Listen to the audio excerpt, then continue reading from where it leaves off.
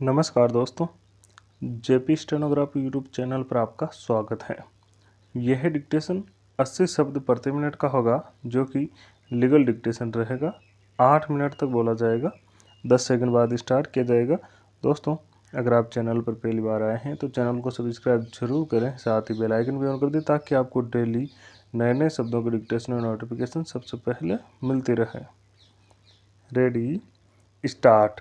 British सरकार जब भारतीय उपमहाद्वीप को छोड़ने लगी, तब उसने दिनांक 3/6/1947 को द्विराष्ट्र निर्माण योजना को प्रकाशित किया और भारत सरकार अधिनियम 1947 के अनुसार भारत और पाकिस्तान का सृजन हुआ।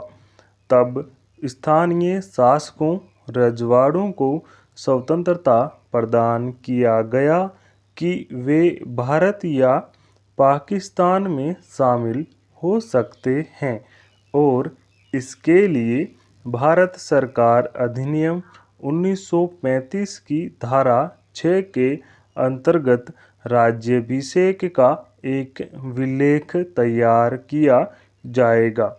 इस मामले में नवाब राजा अली खान रामपुर उत्तर प्रदेश के शासक थे, जिन्होंने भारत सरकार के साथ विलय की संधि पर 15/5/1949 को हस्ताक्षर किया। तदनुसार नवाब के आदेश दिनांक 31/5/1949 और 27/6/1949 के अनुसार नवाब की निजी संपत्तियों की घोषणा की गई और विलय करार दिनांक 1/7/1949 के शर्तों के अधीन रामपुर के क्षेत्र को भारत सरकार को सौंप दिया गया, जिसका शासन केंद्र शासित मुख्य आयुक्त को सौंप दिया गया और नवाब राजा अली खान को भारत के संविधान के अनुच्छेद 366(22) के अंतर्गत एक शासक घोषित किया गया। दिनांक 6/3/1966 को नवाब राजा अली खान का निर्वसियत देहांत हो गया, जिनकी संपत्ति के उत्तराधिकार का प्रश्न उत्पन्न हुआ, जो इलाहाबाद उच्च न्यायालय से होते हुए उच्चतम न्यायालय के समक्ष पहुंचा। 3 सदस्यीय पूर्ण पीठ के समक्ष मुख्य विचारणीय प्रश्न यह था कि भारत सरकार के साथ किसी तत्कालीन शासक के द्वारा राज्याभिषेक करार में घोषित निजी संपत्ति का उत्तराधिकार गद्दी को लागू होने योग्य उत्तराधिकार के नियम के अनुसार शासित होगा या शासक पर लागू निजी विधि के द्वारा शासित होगा।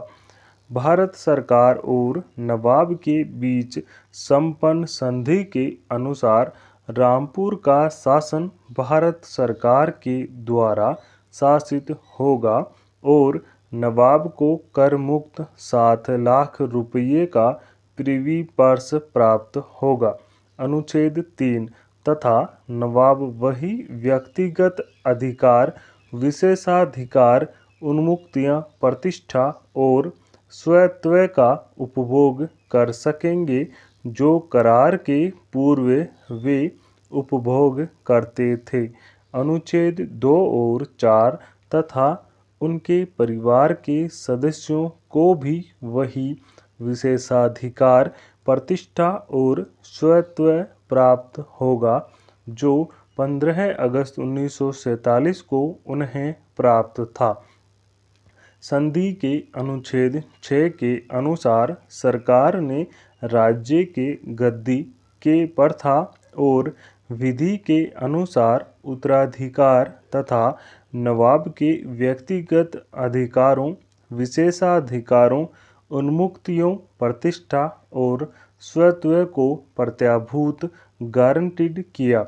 नवाब की मृत्यु 6/3/1966 के बाद भारत के राष्ट्रपति ने नवाब राजा अली खान के बड़े पुत्र नवाब सईद मुर्तज़ा प्रतिवादी संख्या 1 को अनुच्छेद 366(22) के अंतर्गत शासक घोषित करते हुए दिनांक 1/4/1966 को एक प्रमाण पत्र जारी किया कि वह नवाब राजा अली खान द्वारा धारित सभी चल और अचल निजी संपत्तियों का एकमात्र उत्तराधिकारी होगा। तब किसी भी वादी प्रतिवादी ने इस घोषणा पर आपत्ति नहीं किया, किंतु बाद में नवाब राजा अली खान के दूसरे पुत्र सईद जुल्फ़िकार अली खान प्रतिवादी संख्या 3 ने उपर्युक्त प्रमाण पत्र को दिल्ली उच्च न्यायालय में चुनौती दिया, जिनके साथ 3 पुत्रियों ने भी पृथक याचिका प्रस्तुत किया, जिसे उच्च न्यायालय ने 18/12/1969 को निरस्त कर दिया, जिसके विरुद्ध प्रतिवादी संख्या 1 की अपील उच्चतम न्यायालय में लंबित रहने के दौरान संविधान 26वें संशोधन अधिनियम 1971 के द्वारा अनुच्छेद 366(22) के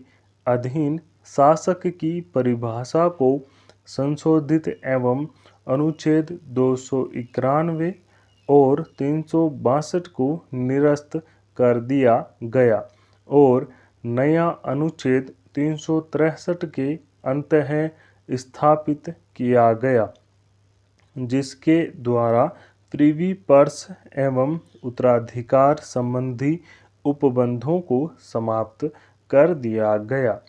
इसी दौरान नवाब राजा अली खान की पौत्री वादी ने विभाजनवाद संस्थित किया और संविधान संशोधन के बाद पुराना 1970 वाद वापस लेकर नया वाद संख्या 4 वर्ष 1972 जिला न्यायाधीश रामपुर के समक्ष प्रस्तुत किया और अंतःकालीन लाभ के साथ नवाब की निजी संपत्ति के विभाजन का दावा किया। वर्ष 1995 में इलाहाबाद उच्च न्यायालय के एकल पीठ ने वाद वापस लेकर स्वयं विनिश्चित किया और वादी का वाद 31/7/1996 को निरस्त कर दिया, जिसके विरुद्ध अपील को भी खंडपीठ ने निरस्त कर दिया। अतः यह अपील प्रस्तुत किया गया। स्टॉप। दोस्तों, इस डिक्टेशन का पीडीएफ और आउटलाइन का पीडीएफ आपको वीडियो के डिस्क्रिप्शन में मिल जाएगा, वहां से आप डाउनलोड कर सकते हैं।